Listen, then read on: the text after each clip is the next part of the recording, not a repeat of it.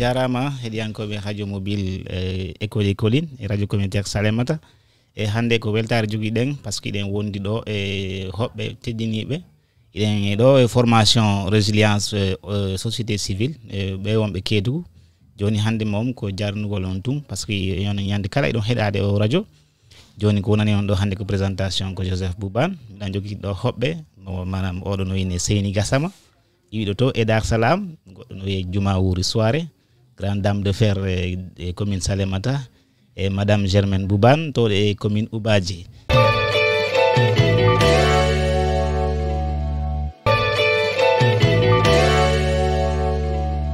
ɗo eɗen yaade jurdugo mi accinaɓe tun konngol mo kala présento ɓurton andude ko homɓe woni ɗo joni fuɗɗoto e hande ko mois de mars wonɗen mi atoto taw e rewɓen ɗo miɗan sakkitade e worɓe joni madame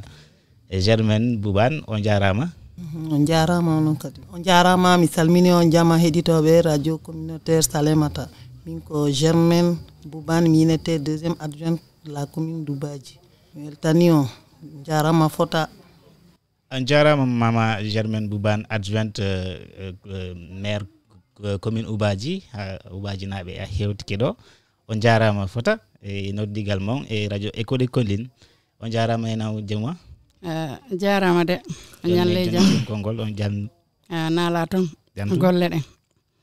ko weltar ton ko nodduɗo men ka radio ɗo kon ɓayri hande tigui tigui meɗen nodda ɗo e formation mo 2 jours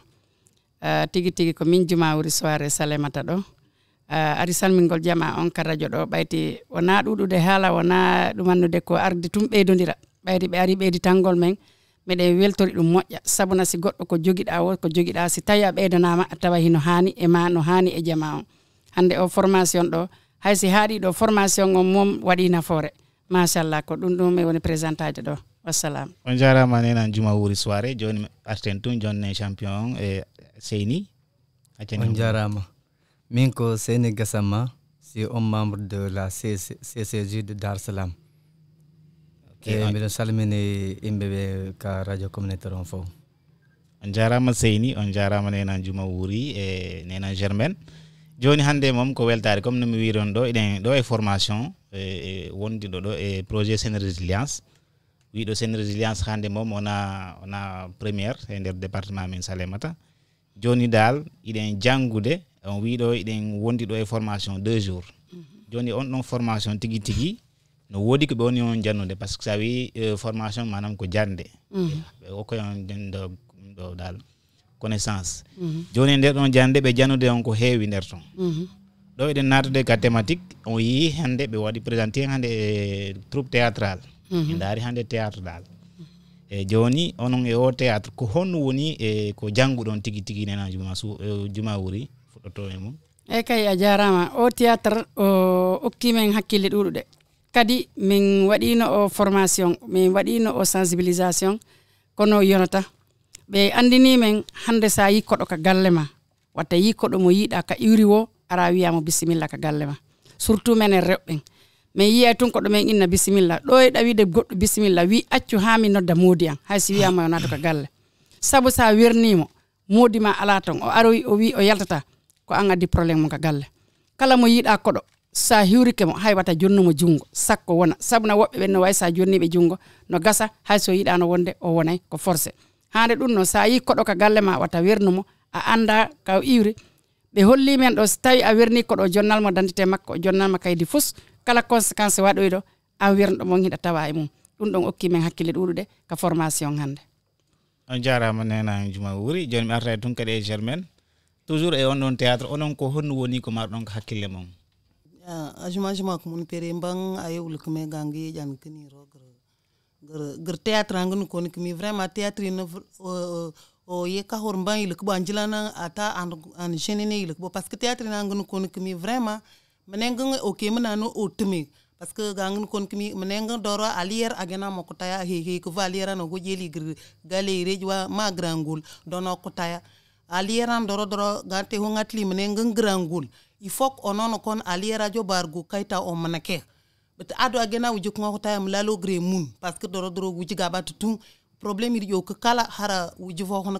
problème jo gangun kon kimi théâtre no ko doro convocation ni mane a huna gale voyil kuno parce que eto hare la na kare ba wamman vraiment est ce que ala jo anana ki grade hani ko est ce que wuji ala jo argo kayta man kande parce que ay wat kuno man de ala jo gen argo kayta man kam ngay doro vraiment sensibilisation yi jenene jotkmi gur pap gur théâtre jo voilà on jarama nena Germaine jodi arta tung e Seyni Gassama Seyni toujours hedo den ka théâtre an ko honno woni ko janguda e o théâtre hande Seyni min tege min hore en théâtre no o welilan o wadilan sensibilisation parce que fen aduna c'est ko donate ka gallema alandi mo si mo jogi identité o e mo jogi kayte jide so wi o jogake donc normalement a fota wadude accueillir ko don ka suduma parce que ça wadi accueillir ko don ka suduma anga andal o ko don hondo woni golle makko hondo woni wadide franchement mi hande théâtre o welilan o wadilan sensibilisation e me walte me wade me yilta hakilo pour se coordonner ka gallema après en horma anday comment tu vas faire pour l'accueillir vraiment théâtre on weli men ha voilà a jarama théâtre on weli on onon men anniversaire ji din tati do fop mo kala wi théâtre on jonni mo goddum berani mo en tout cas goddum dal ke ko wiyete sensibilisation joni toujours mi arta e nene juma wuri joni hedoden tun ka théâtre do eden yaltude on wi on no honno jogeto don kodo mais si tawi onon ala no par exemple on wada ka sensibiliser onon tigi onon rewbe surtout problème heew donc heddo ton yaata ko honno woni ko darrito don onon rewbe en tant que femme pour jango so yi wonno dido kaaji parce que onon hande so ndari ko subabe wonbe arde do men wodi rewbe heddibe to be anda ko do aray tum odo ko no iwi Guinée odo man mo iwi Mali en tout cas ko musiddo an joni onon ko honno woni darde mon tigi hande darde amen menen arbe ha naati do wadi formation 2 jours simi yalti men ƴetta engagement hedditibe tombe menen me de wadi groupement ji ñetti ciabi me de wadi me yahay peraji me yahay denabuji kala ka yaada wada sensibilisation comme no me wadirana do ni inna kala yido de kodo ka galle mum a anda ka iwre a anda ka o yata a anda honnun o jogi identité o ala haysi mo jogi identité dal wi mo joni haysi da jogi identité ko kodo foti werde ka galle jowur ko dum woni ko be halani men kon sa yalti a haarani non no gasa haray population fo wawi andude formation mo arda antungo wona menen buri jandude malla buri jogade sibe subi men be adime ko fi honnu mo bewi ko leader ka quartier mum sa woni no leader wona ko hendida wo wada secret hakkundema ko ya yalti halnabe wonduda ben yaadibe ma ben ala o ko groupement ala o ko suka halnabe fo mo sa yi kodo ma anda hata wernumo ka galle ma nabmo galle jowuro hayso ko musiddo ma wi ko musiddo ma baytun a meeda mo hiide nabmo galle jowuro kanko kan si hewti ka jowuro labbinana mo poy ko dum en foti darade den darde wata odo conséquence tawoyme joni mi affaire don tun e mon nawuri joni son dari manam son jegitike kodo on anda ko on to on anda golle makko e o théâtre be halni on problème ji antama problème transfrontalier ko problème ji on manam on de hebude ka frontière ji anon tigi est ce que do way men limande ay ko problème ji didi rek marum hay goto mo andu don ko dum do woni adude cadele den fo parce que la werni ko do mo anda ko non golle makko den ko dum adata e ciaymo wonno be hollir men ka formation do ni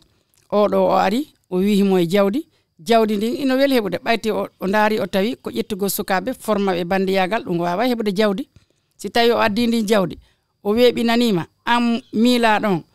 hande sukama avenir makko ɓuranma ndi mbuudi don a ñamadi di gasa kono sukama on si wuuri o nafate jango o nafa hoore makko kono si ha sukama on nabama a anda ka o nawra no wodi wobbe be holli en do be do sukabe be duudube be nabama do fi mbuudi be nabayama tan be formama bandiyagal be hollama no bonki wadirte tum nafani salemata no be haalire non siko sago amen haysi on tigi ari tayi tundal o wi makko dum do wadami a wi mo an dum don alaka ma biddo ma hollet nabetaake an on anabetaake haysi woni ko musiddo ma dal bayta andama wata jabu fes haw halna ma question ji goddi sa joni an haali fi jawdi toujours mi arrête on haali fi jawdi hande sa ndaari Salémata presque ka social ji tum goɗɗo jonanima ɗo pour yigol biye 10 000 ko probléme joni oɗo yaltini ɗo 100 000 o ini joni sa adani tan suka goto 500 000 le jogiti ɗum onon tigui tigui est ce que ɗon sikkude hande ɗum yombinta hande département Salémata wono ɗum ɗon kaji ɓurta heɓude ɗo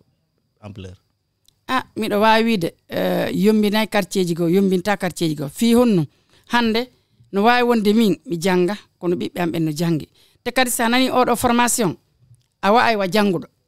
ɓayti ñande fo sa daari radio kadi hiɗa haalnede ɗi mbuuɗi ɗi lannay ana ɗin ɗon so simi ñaami ɗin ɗon joni o adaniran 100 000 o naɓi ɓiɗɗo an on no waɗa o waroyimo malla o perdinimo est ce que o janggo mi heɓoya mbuuɗi ɗin ɗon ko balɗe ɗiɗi mi ñamata ɗi haray ɗi lanni watta min ndaaru ɗi mbuuɗi yomin ndaar avenir leydi ndin e avenir sukaɓɓen e avenir amen menen mawɓen sa nani goɗɗo mawɗo tun ko suka si suka ala e saare nde ɓantatako si suka ala e saare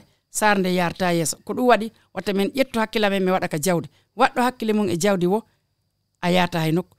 ko ɓaawo yarta ɓaawo noon si yarama e département tun ara en boni mo beeyo ittu hakkille mum ka mbuuɗi sabuna ko ɗi mbuuɗi naɓori mawɗo gorkon hari o wi wentama ko yaltino mbuɗɗi o wi hino mimiɗo jogui mbuɗi sa wondi hara a wuuri ko ɗum naɓorimo ha o ƴetti o naɓi sukaɓe fof o perdinoyɓe wata min daaru jawdi ndin yomin daaru avenir leydi ndi. Ok, on jarama joni on va revenir vers Seyni jankon wawɗa ɓeyduɗo ɗon seeɗa bangal français. Seyni, on va rester avec vous. Et quels sont aussi les points que tu as tirés essentiels qui peuvent être comme étant des obstacles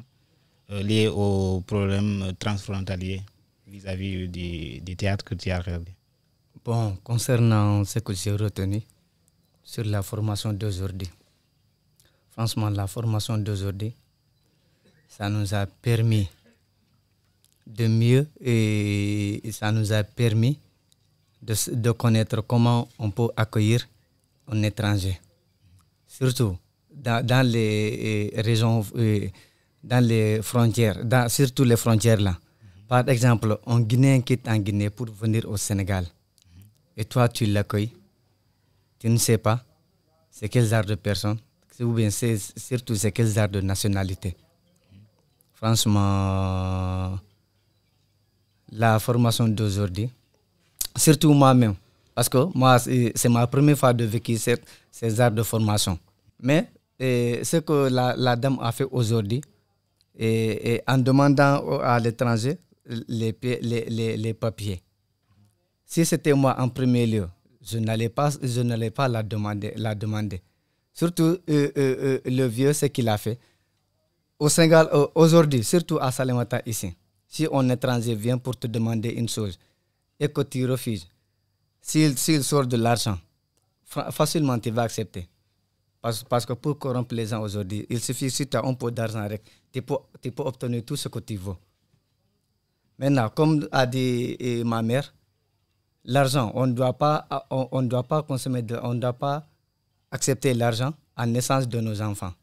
Parce qu'on ne sait pas l'avenir, ce que l'avenir nous réserve. Aujourd'hui, tu peux prendre de l'argent. Mais l'argent, là, tu peux manger. Même en une journée, tu peux manger l'argent là. Et tu donnes ton enfant. Maintenant, s'il amène ton enfant, toi, tu ne sais pas. Ton enfant, ce qu'il va devenir. Il va l'enseigner de quoi. Mais le gars aujourd'hui, parce que ici, pour obtenir, ce qui est plus facile que... Parce qu'il a dit que lui, il peut enseigner les enfants en Al-Qur'an. Et le vieux, facilement, il a accepté. Et il a même menti. Et qu'est-ce que tu crois? Qu'est-ce qui favorise tout cela? Qu'est-ce qui favorise? Parce que quand il dit que je suis, par exemple, un maître coranique, j'enseigne les enfants la religion musulmane. Donc, comme tu le dis, c'est facile pour eux. Mais aussi, tu as souligné le cas aussi de la corruption. Oui. Corrompre les gens. Pourquoi c'est facile de corrompre ici les gens à Salémata? Pourquoi ici c'est facile de corrompre les gens à Salémata? Ici, bon, je peux dire que l'argent, on aime trop la facilité, on aime l'argent encore. Parce que même moi, il y a certaines personnes, même si tu leur demandes de faire une chose, ils vont refuser catégoriquement. Mais si tu sors l'argent avec, la chose là va devenir facile. Maintenant, ça, c'est une corruption. Et comment faire maintenant pour freiner cela en tant que jeune? Quel est ton devoir maintenant vis-à-vis de ces genres de sujets? Moi, mon devoir, c'est de partir sensibiliser les gens. Ce que j'ai vécu ici aujourd'hui, c'est de partir les sensibiliser. Et bon, même si c'est possible, tenir une réunion, les faire un compte rendu de ce qu'on avait, fait ici aujourd'hui. Ok, merci beaucoup. On va toujours rester avec toi. Oui. Parlant aussi toujours du même cas, on a souligné le cas, par exemple, des problèmes qui se disent à la frontière. Oui. Soit disant que si c'était toi, tu n'allais pas demander, par exemple, les identifiants de la personne. Oui. Et pourquoi est-il important de demander en premier principe, quand un étranger arrive, tu lui demandes les pièces d'identité? Qu'est-ce que cela a de sens? Demander un gars sur ces papiers. Oui. Là, premièrement, ça facilite et comment tu vas l'accueillir. Parce que, bon, premièrement, si il entre dans ta maison, il sort sa pièce d'identité, ça sent qu'il est sénégalais. Là, bon, pour moi, ça facilitera, surtout si c'est un Sénégalais. Mais si c'est un Guinéen, tu ne sais pas, il est venu pour faire quoi. Tu ne sais pas ce qui est son travail. Et tu ne sais pas son comportement. Ok, maintenant, imaginons qu'il est guinéen, il te présente des papiers guinéens. On parle ici de papiers, on parle de pièces d'identité. Oui. Il a ses identifiants. Maintenant, ces identifiants-là, ça va te permettre quoi demain pour pouvoir, par exemple, sortir s'il y a un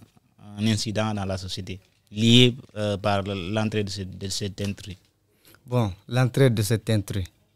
si c'était moi, même s'il me montre les papiers, les papiers là, ça sent qu'il est guinéen. Franchement, si c'était moi, je ne vais pas l'accueillir. Parce que je lui dis que ce n'est pas moi le chef de village. Je vais lui montrer la voie, le sommet qui se mêle, c'est le chef de village. Je vais partir lui présenter, c'est le chef de village. Ok, merci. Nous allons revenir vers toi tout en sachant que maman nous attend aussi en version Onian. Et donc, merci maman. Je vais m'exprimer aussi en Onian. Donc, on est toujours le théâtre. Uji ine waki wa hori bopel surtout grand wat kini théâtre nro inde grand jelik ben far ak yo hori ngokota njo alier njo gradiri. Do jwa ine hor ki bopel luji. Vraiment bon ngan ke théâtre jo doro gango wat mais surtout bi bre rogre frontière banata théâtre jo vraiment angende jend bagande kuni de binde yiko avucho parce que théâtre jo ozijali ko bodoro ozijali wat kimi mene doro mena ke kun ake wa e kakre doro galier kate hojeli grinde won e jo wat kime doro gr théâtre jo vraiment théâtre jo parce que gangon kara ko ichini do gangon ka ko e to harel vraiment ichini e to harel wat ko mom ne vraiment bon jot ko e mokel but sensibilisation ne bon wuluko mais ichini man ko di no la ko parce que ko di nga wanzi no ko re ko canal ata canal e joro o ye ka horeje mangendo ye ka hono ko ma hono ko ne na ende chan mang doro ho jambra yandi bang azojana mais to harel manga hono ko ne na jo vraiment ta théâtre jo jalo jeunesse jali ko doro. Voilà, en kana wate théâtre est-ce que kana mne bela bela kan boycin e ci kan boycin ko din mun nan ki doro yombe kan ko doro bi fa salema tam jua akki ngano kon kama tay jo e va de belale parce que ngamne sensibilisation ni na ku chahna de vraiment na fok ni na ber bay garage kibi doro bela ber mbang ako kanere mbang wul kini me mbang bay kini doro ko din kibi van bela ban doro do lo day wate na théâtre lo day wat ay wulena vraiment ay manayant ata ko din banque bon lalin. Et voilà, wuji qui est deuxième adjointe au maire il communique au baji do wonwa gonga représentant politique akwa kan hore ni di e basta parce que do rok ni wa kan bela ben kana ko din babandin bang bay ka gena gro commune donc wonwa en tant qu'autorité ina wa ko jane de onel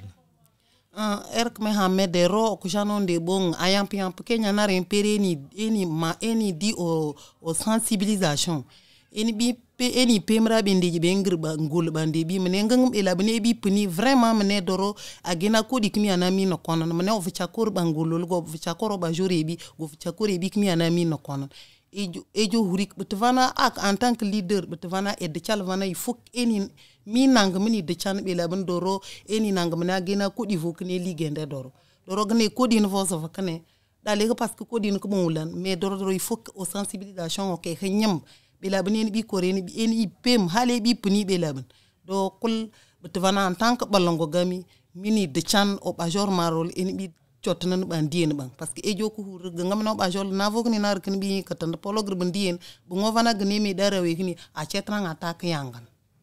voilà yedi ke kawul kimi et surtout ene kemnaye on bahar bun ko bahara cin ban toujours on bu jot ko bete au moins en tant que autorité leader den bo dicha surtout au bajol donc bu zogar ban parce que am ne vunu jakan jeni ayand kini horene dakate ni ngorogre communauté bi donc nena juma wuri mi arta kadi mon do de narde kadi toujours ka thématique mo jangu don do joni be hollion kadi do texte manantama ko yeta wo ko yaadu e lawol gotol joni onon tigi ko honnu jangu don tigi e ngal no yaadigal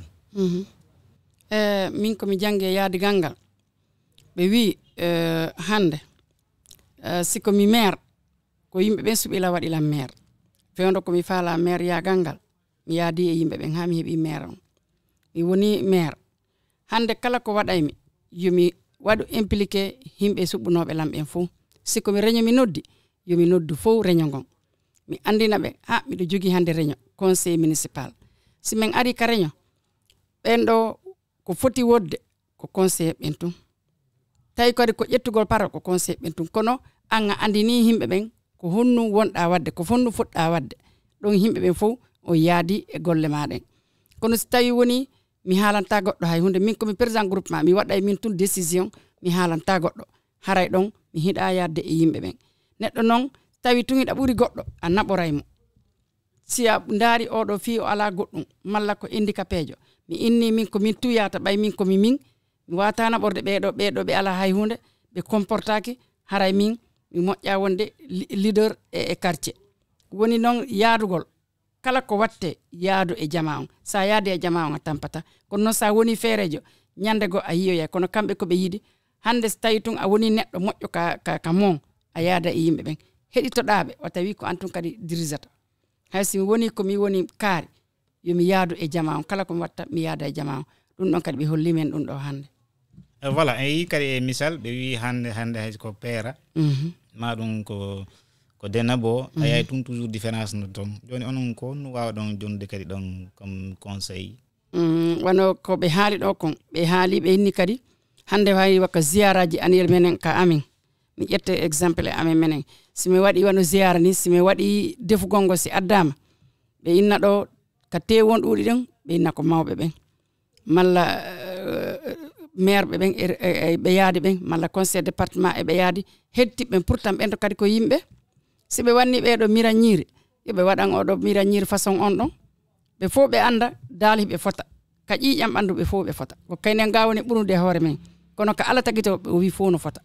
ko goto woni men ko goto woni baba men tawi wani wana dum don sa wadi nyiri o do wadanama pala o do wadanama pala o do mido renti nyiri mandi da renti nyiri andi don ayna tami do burma min tayda burila e fo en hiidi hayka mariage ga amen ayay hande sime yeedo men groupe min simi wadi bol mo mi wadi complet o do wadi bol o wadani complet ko be hollirota bol on ko waddo complet on min simi wadal complet ko korun didi kaba mi wadi be hollirota bol an on pourtant min kadi ko mi eti do ha mi hebi on korun didi kaba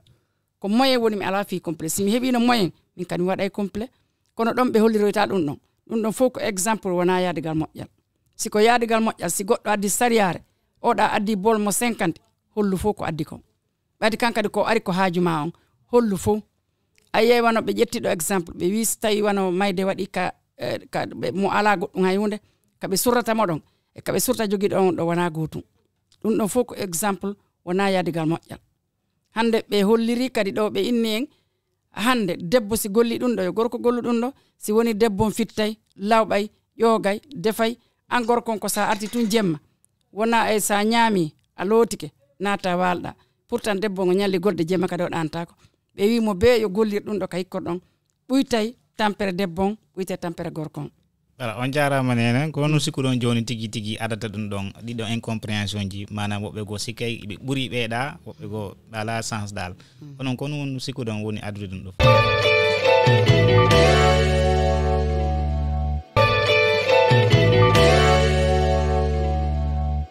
ko woni adude dum don fu ko angal heitade tigi heitade ko himbe ben halta kon mi do wawi de si goddo hettiki o do formation hande sa hoti a ɓeyday hakkille ka ɓandu ma a ɓeyday hakkille ka hoore ma ɓays no wondi woɓɓe hiɓe andi ɓe sali kono woɓɓe anda fes neɗɗo kadi yurmimo wata foti inno oɗo ko handicapé je oɗo koni foti ndingo ngo fuu debbo ma fowtimmo sa fotindini yimɓe tun ɗum no fof ko angal mijitare moƴƴere kadi a wona neɗɗo moƴƴo na wona neɗɗo yaajuɗo ɓernde sika neɗɗo yaajuɗo ɓernde a yurmina e kala mo yiduɗa ma siko o ko basarijo malla o ko jakanke malla o ko pullo en fotindi fof yurmina. On Seyni, on va revenir vers toi. On a aussi appris un petit texte qui nous parle de se mettre en chemin, de mettre en route autant pour moi. Donc toi, qu'est-ce que tu as appris durant ce texte-là? Bon, concernant ce que j'ai appris durant ce texte-là, se mettre en route. Et aujourd'hui, pour se mettre en route, on doit laisser certaines choses dans la vie. Ceux qui sont riches se côtoient et ceux qui sont pauvres se côtoient. Ça, pour moi, ça c'est anormal aujourd'hui. Tout le monde, on doit traiter tout le monde au même pied d'égalité. Même s'il y a une réunion aujourd'hui, on appelle ceux qui sont riches, on laisse les pauvres. Pour moi, ça c'est anormal. On doit arrêter ça. Tout le monde est au même niveau d'égalité. Pour moi. Parce qu'aujourd'hui, même, je vais donner un exemple. J'ai même vécu dans une formation, dans une réunion. On a fait une réunion. Après la fin du réunion, ils ont dit qu'ils ont besoin des imams, des chefs de village et des présidents de groupements féminins. Maintenant, les autres sont sortis de la salle.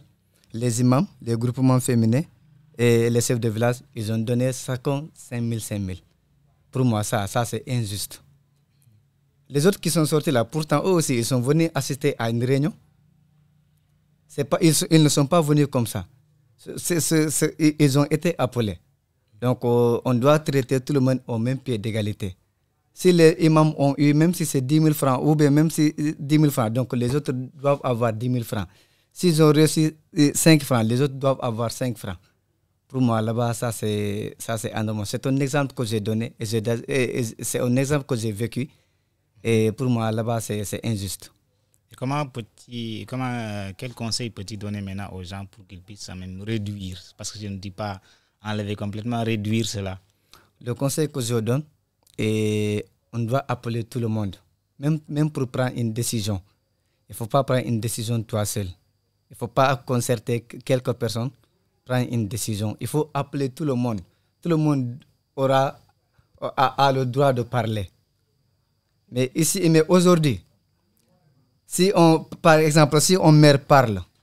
et toi tu le contredis, on va te dire que non, toi tu es contre ce gars-là, ou bien le gars-là, il vaut ta place, alors que ce n'est pas ça. Si tu contredis le maire, donc toi aussi tu dois amener quelque chose qui est compréhensible. Mais il ne s'agit pas d'être contre sur quelqu'un. Et alors, pour moi aujourd'hui, et à Salémata, surtout même à Dar Salam aussi, surtout, bon, dans le département de Salémata, ce que je peux donner comme conseil aujourd'hui, que ce soit les élus, que ce soit n'importe qui, on traite tout le monde au même pied d'égalité. Et on laisse l'injustice. Ok, on traite tout le monde au même pied d'égalité, laissant l'injustice. Donc c'est ce que tu nous donnes comme conseil. En tout cas, merci beaucoup pour ta disponibilité. Nous allons maintenant retourner vers Maman Germaine. Et Maman Germaine, donc me bakaw ndej wat kene wat toujours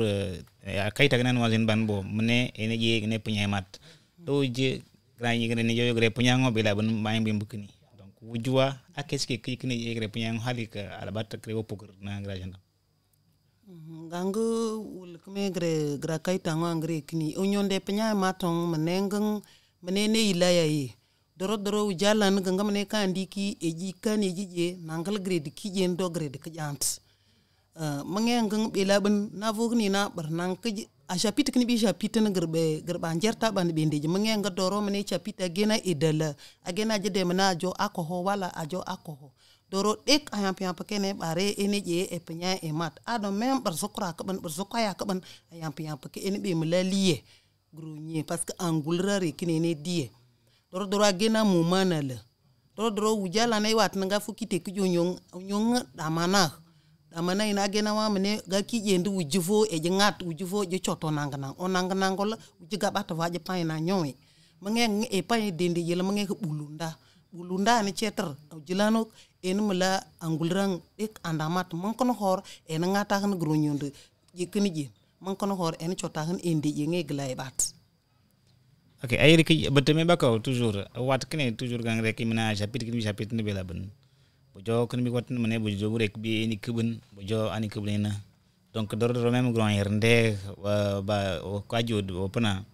Lang wat ki wat man ngira chetrandi chemar ayekni jap mane bojo bureke en chot en chemare her gonga bojo agay kinga go borto cho ada bay kan be le gene zine do wuju ake ay laki. Uno doro pa baga pidango ganga no kono kame mange ngangar bulunda ganga mane opana hana gurchalende gurbachuina an knerinde ene chetre e janelo ne de mane doro unyonda matong erek mane belaban ek ene be die gorvo doro ala genar yamp ko no chapite doro ado azinkan ayamp ko no dungun de kala ganga manar ko hore ka pai indi ko pai andi ne ko fai indi ji ajo hame hono dungun mange doro ado grede kala yiko itok yikwa zohari yikwa hark mene ek andamat yang pake ne je betene be peme we peme yang pake ene je ne peme eni wulle be laben mene ngang eni nang mene doro nya genar ki fay wuje gabat nya genar kan fay akore ne ni gi wono be jotfo ba mat ato ber bay kana ka ban bu jox ber ganjila nan je ka xaban mene doro ala genar kuno zebe il faut que ne peme ene peme ray. Voilà, voilà, on va revenir aussi à la vie citoyenne. Donc, Seyni, je vais cette fois-ci m'engager vers toi. Et Seyni, on a parlé aussi ici de participation citoyenne. Donc, maintenant, quel est maintenant le rôle du citoyen lambda dans le développement local? Bon, pour moi, la participation citoyenne ne dépend pas des maires, ça ne dépend pas des conseillers. Bon, c'est tout le monde. Aujourd'hui, il ne faut pas qu'on attend. Bon, on peut attendre quelque chose des maires, des conseillers. Mais tu es citoyen. Toi aussi, tu dois participer. Je donne un exemple aujourd'hui. Par exemple, même si un forage qui est tombé en panne comme ça, sachant que tu es citoyen, il ne faut pas attendre que les maires prennent de l'argent pour réparer le forage ou bien que le conseiller. Toi aussi, tu es un citoyen. Même si ce n'est pas beaucoup, mais il faut prendre quelque chose, ton moyen pour essayer de régler la situation. Pour moi, quand tu fais ça, tu es un citoyen, bon, la participation, c'est pour tout le monde. Et voilà, on parle même aussi d'un mot qui m'échappe, si je peux dire ainsi. Oui. J'entends citoyen. Qu'est-ce que tu peux me dire d'un citoyen? Parce qu'il y a des personnes disant citoyen, c'est un mot bon familier, mais ils ne savent pas qu'est-ce qu'un citoyen. Est-ce que tu peux me donner le concept de citoyenneté? Bon, pour moi, qu'est-ce qu'il faut pour être un citoyen? Bon, pour moi, d'après moi, pour être un citoyen, premièrement, tu dois avoir la nationalité, la carte d'identité. Et être un citoyen, c'est une personne qui a sa pièce d'identité. Et puis encore, le mot là, moi, c'est pourquoi... Bon. La pièce d'identité, oui, vous avez dit ça aussi. Oui. Je pense que vous avez vos droits, vous avez aussi des responsabilités. Voilà, exact. Qui a des droits et puis encore qui a des responsabilités aussi. Okay. Est-ce que tu peux nous parler maintenant des responsabilités d'un citoyen, si possible, avant qu'on puisse aller en longueur? Bon, les responsabilités d'un citoyen. Et pour être un bon citoyen, les responsabilités que tu dois faire. Parce qu'aujourd'hui, si tu dis citoyen, les gens vont penser directement au vote. Est-ce que c'est seulement voter qui fait de toi un citoyen? Non, uniquement pas le vote qui fait de toi un citoyen.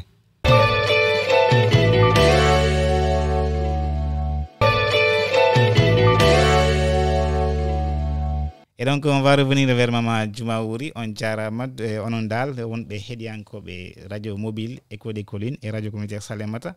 Joni toujours et yadigal aux émissions formation résilience des responsables de la société civile. ɗo e région Kédougou e nenan juma e nani ɗo eɗen haala affaire citoyenneté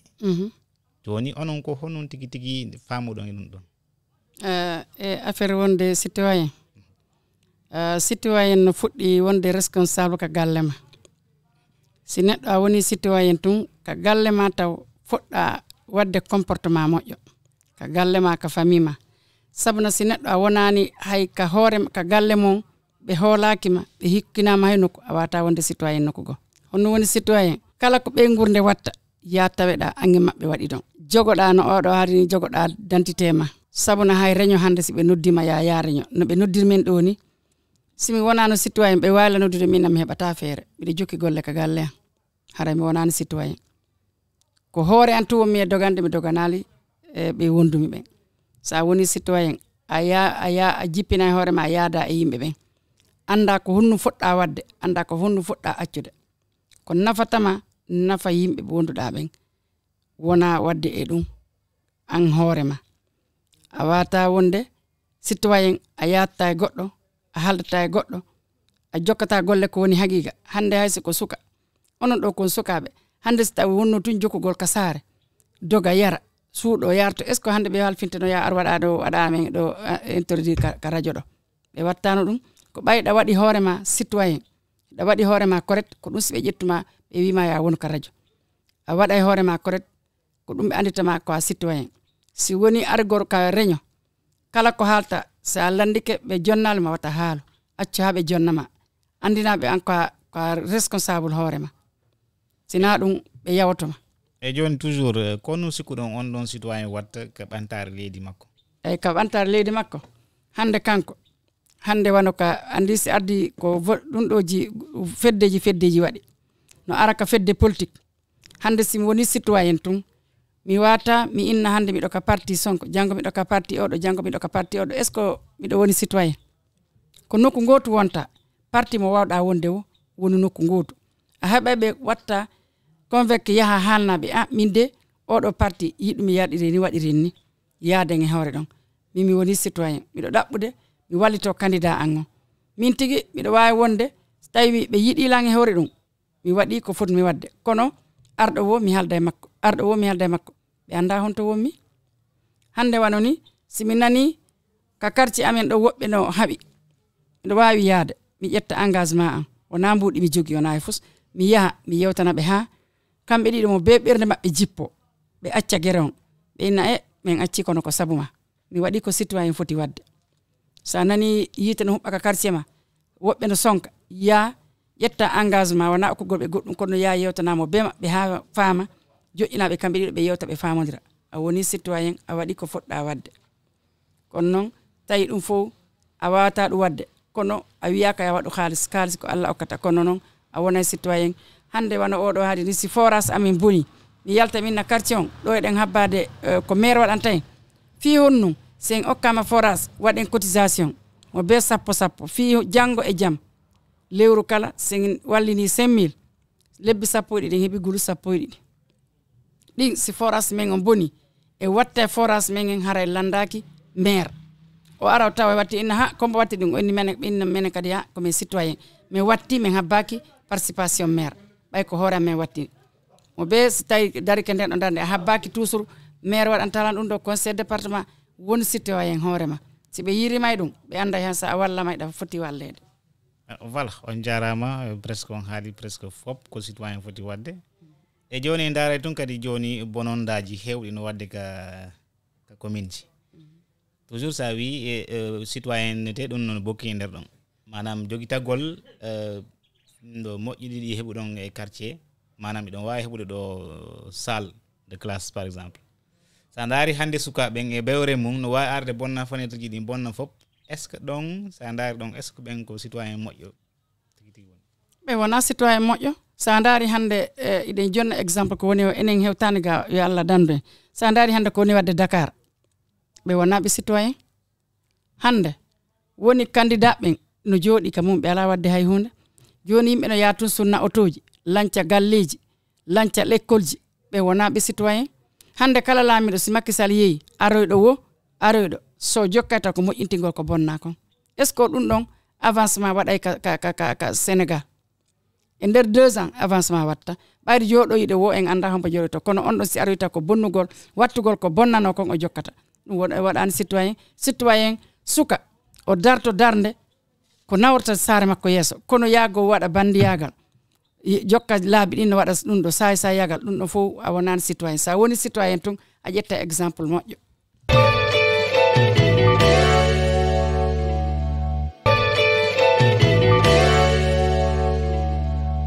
joni no wonɗo wiide noon o wona citoyen oɗo woni citoyen même simi e famugol an citoyen dal ko wonɗo waɗi ɗum tun par ce que no woodi moƴƴo e no woodi kadi e bonɗo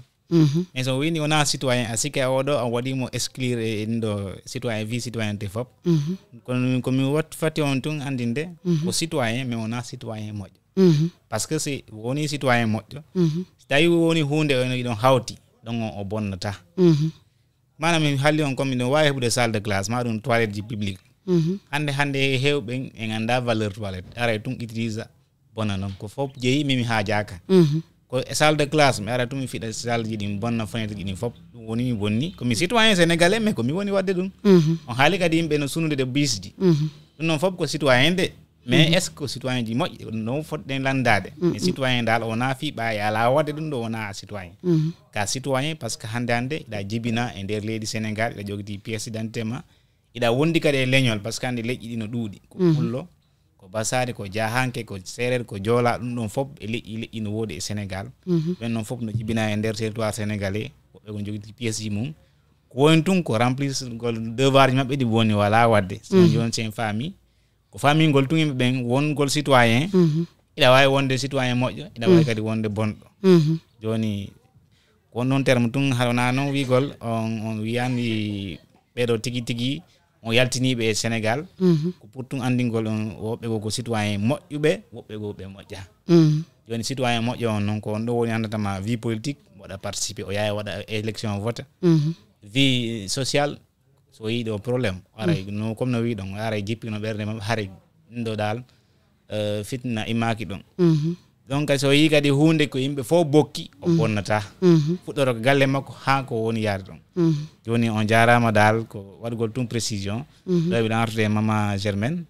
e mama Germaine ga kenewol ndeydi jen vie citoyenneté ɗo wuji wa akke wa forki ininan ko jigre ndi jen wuji vie citoyenneté vie citoyenne vraiment indejinde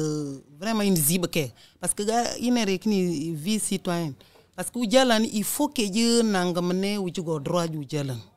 a ujala jogo droit mais go devoir e jodi parce que je din mene ngang ujalan doro kate wul mene vie citoyen il faut que je un bon exemple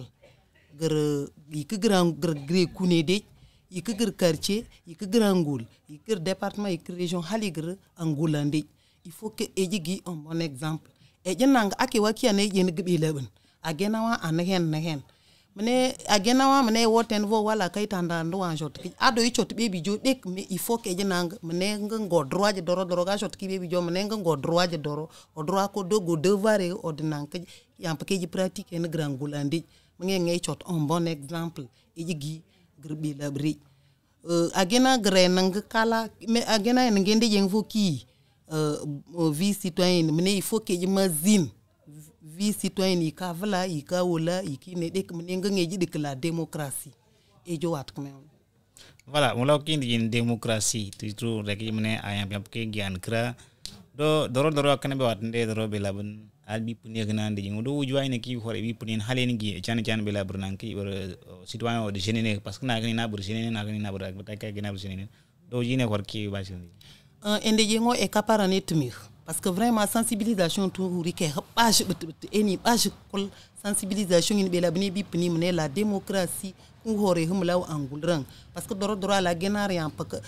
e higi a exemple yingna dikni zuvugo ba joribol doro arwe dik exemple jenene ko xam eni kot andida do eni tijalinde exemple jogrobage.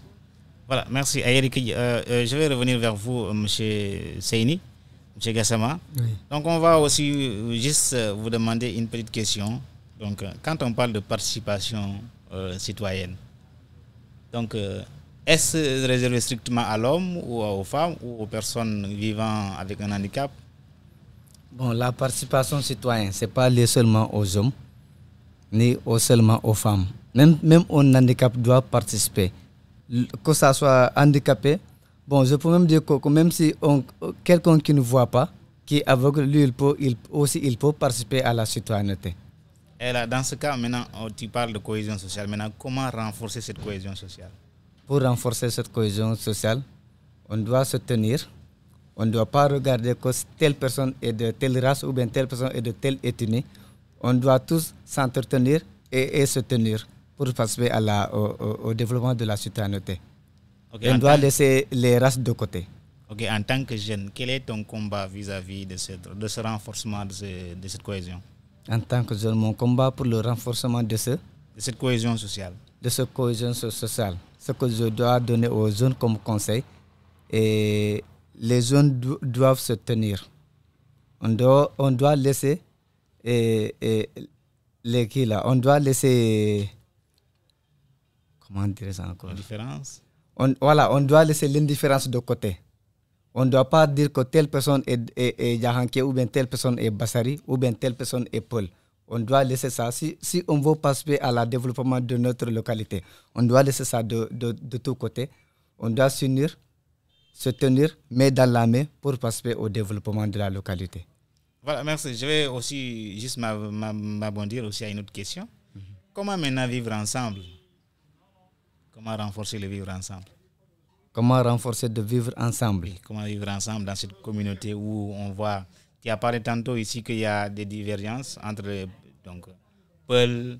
Yahanké, Bassari, ainsi de suite. Maintenant, comment maintenant vivre ensemble sans qu'il y ait des problèmes?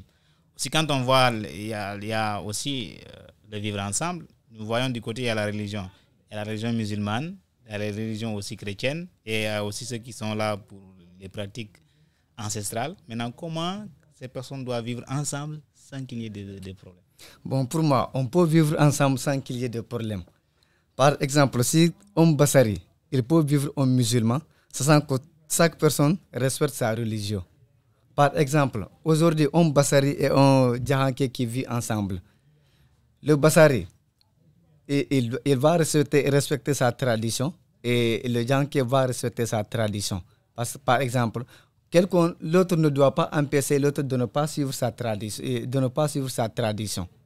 Maintenant, est-ce que c'est vivant dans le département de Salémata? Bon, pour moi, c'est vivant dans le département de Salémata si on accepte. Si? Oui. Vous avez donné bien une condition si on accepte. Mais voyant ici même Salémata, nous voyons les Peuls à côté, les Bassari à côté, les Yahanké à côté. Maintenant, comment renforcer maintenant ce vivre ensemble? Si chacun se met dans son camp, est-ce qu'il y a la notion de cohésion sociale ici? Bon, chacun vivre dans son camp, on doit s'approcher, mettre les mains dans la main et s'unir. Quelqu'un qui vit de l'autre côté, l'autre qui vit de côté, ça ne vaut pas la paix. Ça peut participer au développement. Mais si on est ensemble, on est unis, je pense qu'on peut faire quelque chose. Parce qu'il parle de cohésion, comme si on vivait ensemble. Mais on voit que nos maisons ne se côtoient pas. Presque on n'a pas le même système de vie. Donc je parais que ça va être un peu compliqué. Mais bien avant qu'on continue, je vais revenir vers Maman Soirée qui est née. Joni ngarte tung dal pande wondi gangal no heewi. Le no heewi au département men. Joni onon tigi ko honno sikkudon wawde nangidirde hara problème hebaaki. Ko hakkillam min ko innami hande wigol oɗo ko Bassari oɗo ko Diakanke ma oɗo ko Pullo mi sikki ɗum en ala on problème ka leydi men fi honno hande sa ndaari miɗo wawi wiide julugol ngol mo beno kippi julirde mum mo beno kippi diina mum kono sa ndaari hande si Pullo heɓiɗo mayde fof yahay hay Bassari ɓe yaha hiwroyomo est ce que si ɓe waɗano hunde wotere ɓe yahata siko Bassari jo heɓi hande mayde fulɓe ɓen fof yaha hiwroyomo mi ƴetta exemple ñande debbo Marcel maayi sa arino fulɓe jakaɓe Bassariɓe fof a sendidirta fof adda e waɗa sadaka andi ɗon en ala on probléme ɗon enen min e hakkille am fi honno hande si juldere amen waɗi ayiye sukaɓe rewɓe no yaaka amen sukaɓe worɓe ɓen no yaha ton hande si fête mon onon chrétien ɓe waɗi ayiye ɓe defa ɓe naɓana sukaɓe rewɓe ɓe amen ɓen heɓe okkoraɓe si tawi ide wanno mo beeno hutti oya malla no woni no ñini oya e waɗirtano noon kono mo beeno cippini hoore mum no andi ko Allah tagi ɗum ko ɗum ɗon kadi nawrta e yeeso ɓe wi en hande sikomi julɗo yomi wonu ka diina an kono tami huto diina goɗɗo kan mi kippa diina an kan kono tami huto mo mi wondi on kanko kadi so woni e diina makko kan taw huto diina an kan voilà on jarama on hari on memi point tigi e naata surtout ka côté diinaji hande no wodi julɓe no wodi chrétien ɓe no wodi antama ɓen ɗon ko affaire jalamɓe wondi joni on wi o taw goɗɗo huto diina oɗo kan joni onon tigi on faami mais ɓe famani ɓen ko noon tigi siku ɗon wawata wonde ha ɗum ɗon kamɓe tigi ɓe wona e même niveau mum ko waɗangoɓe sensibilisation si ɓe wannama sensibilisation ɓayti hande hay ka imam ɓe haalay ɓe inna kamɓe ko seeɗa tun woni ko lutodirten ɓay si ɓe inviti imam ɓe invitay kire ka réunion ji ko kamɓe joɗodata a tawa imam no jooɗi ɗo kire no jooɗi ɗo iɗa andi ko oɗo haali wo oɗo kadi ko façon ɗum haalta ko seeɗa tun serdata ayi kono ɓen fof si ɓe wannede sensibilisation a tawa e wonɓe nden ɗon fedde ɓen kamɓe kadi ɓe wawi artude ɓe tawta yimɓe ɓen ka woni ɗon ok joni mi baka rogar ndeyƴinne ma Germaine donc wato kene wate ɓeɗa ɓen kañum kenegre ro communauté ɓi ɓenanga ɓen yimɓak do akke wasi kikenel créé haɗa ke aɗa ɓatta cotina probléme e non koyta jo kerɓe calle ay vitar donc akke ɓe jokkani wande ende yende calle mon dun ɓe jo chrétien ɓe jo nan kaji ɓende ɓende on namus fof kene donc akke ba kenel créé ɓi ɗek ene wuure haɗa ke probléme an cotteken an krang ere ke epubender il faut que nyana nga jogre de ho kala il faut ko jopuban gangam ne an kam law ko jap epubender le anyanda na ku car bet vana ni bi civeli ndi be lawan ado ga ho an gena chali mat me civeli lo gr bindi ran bindi won bet vana bar golage be jo civeli ni bi munkni hore eni choto nang nangol kono wi dandu wonol munkni hore ni mi da eni je dek anda mato an kra ge civeli e de be la e jo ko hore humla anangolo Ok, Ayeri Kedja, merci beaucoup, Monsieur Gassama. Donc, je pense que nous sommes presque au terme de ce qui nous est donné, le temps qui nous est donné. Donc, quels sont vos derniers mots avant que nous puissions se dire au revoir? Bon, concernant mes derniers mots, et bon, concernant la formation d'aujourd'hui, vraiment, la formation d'aujourd'hui nous a permis de connaître et quelque chose qui est un peu qui est un peu rare, parce que pour moi la formation d'aujourd'hui, ça nous a permis de savoir comment on peut accueillir un étranger, ça nous a permis comment un citoyen doit participer, et ça nous a permis encore de connaître les relations entre les ethnies.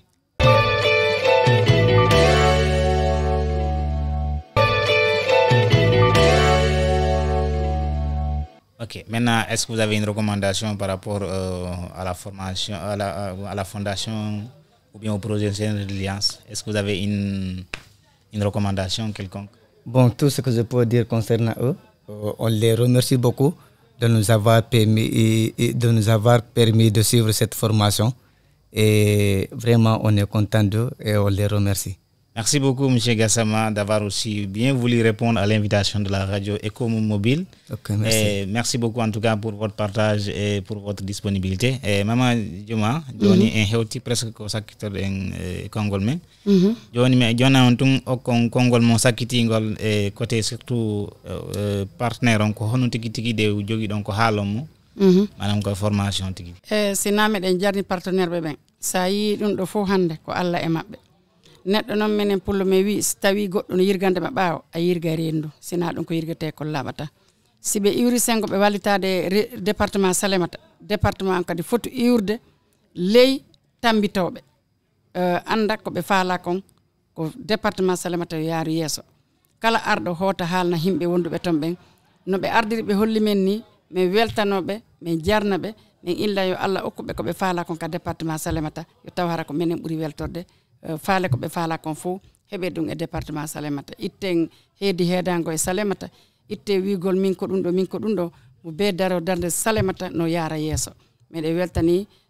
madame Bokande e kala ɓe o ardi ɓen fof e formateur ɓe ɓen miɗe weltani personnel radio on ko invité men ɗo hannde kon e oɗo journée mo min waɗi ɗo hannde on jarama assalamu aleykum rahmatullahi taala wabarakatuh. Ok, on jarama nena Juma Wuri soirée on jarama fota parce que on salaki on ari on hettiki dal on jonni men ko janguɗon hande kon hande population ji Salémata kadi no mari ko humpito jarama fota nena Juma Wuri soirée joni mama Germaine kakane hatande nan kane après donc ine wa horki wo pel yende pelatar donc surtout partenaire ba men de yegna ki novel sen résilience donc fondation Konrad Adenauer ben vana ba yegna kibi jotni. Vraiment je crois que je crois fondation ina je crois que mini hali parce que doro on engran nous me jette kana bo doro bi ibre yo ko formation man vraiment parce que madame Out Bokane lo de gajo ko vraiment na kana kak ni band mbanga na kari ko développement ina vraiment mbang law ko rogre département irgue Salémata on a doer comme hamed ado même en formation on nyana ro bigru ubaji ga mun huri kimi mi ebo tijali vraiment mbang jette ko bonanga vraiment je crois que moi je crois hali betvana oho baje kol betvana gro commune bi kemena livana ado ke bayina grande bi rogro département vo ado commune ko ado bi jota ko ban dale ko mane e chetre do nangel bi ami ba na mais vraiment baje le ni kol parce que vraiment atamo nga ado gido comme goyikan rido mi doro hakema vraiment o mi dano mbangwi dare. Ok, ayri que je ma Germaine Boubane oje ko deuxième adjointe maire commune Ubadji, donc merci beaucoup à Eric. Donc j'étais aussi très ravi de vous donner en tout cas cette émission spéciale, donc actée sur la formation en résilience des responsables de la société civile de Kédougou. En tout cas aujourd'hui c'était un plaisir pour moi de vous accompagner, surtout avec la compagnie des grandes personnes donc comme Monsieur Gassama, donc qui nous vient de la commune de Dar Salam. Donc Seyni Gassama, merci en tout cas pour votre partage, merci aussi pour votre disponibilité. Et nous avions aussi de côté Maman Juma Wuri Soirée, une femme battante ici dans le département, dans la commune surtout du département de Salémata. Et nous avions aussi Maman Germaine Boubane, deuxième adjointe au maire de la commune d'Ubadji. Donc vous avez aussi au microcentral Joseph Boubane, notre technicien Adama Djabi. Merci en tout cas de nous avoir bien voulu prêter l'oreille et nous vous donnons rendez-vous tout prochainement pour une nouvelle édition avec Sen Résilience. Merci beaucoup.